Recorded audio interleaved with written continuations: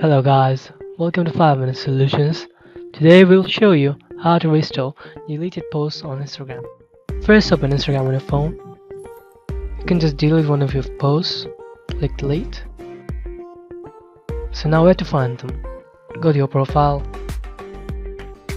go to settings, go to account settings, click account and scroll down and you'll see the option recently deleted, and you can find your deleted post right there. So if you want to restore it, click the three dots and click restore, and the post will be restored.